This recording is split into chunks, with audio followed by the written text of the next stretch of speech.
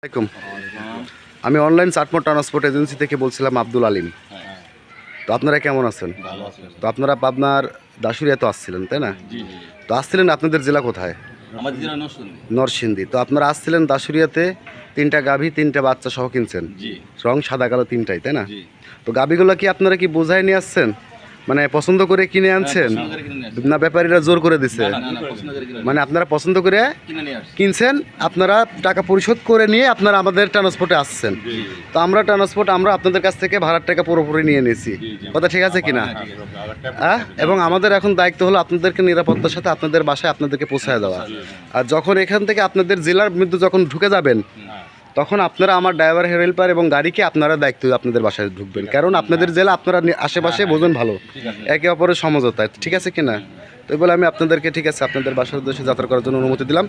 ইনশাআল্লাহ আপনারা সুস্থ সুন্দরভাবে যেন বাড়ি পৌঁছান এবং আমাকে ফোন দিয়ে জানাই দেবেন। ভালো থাকবেন।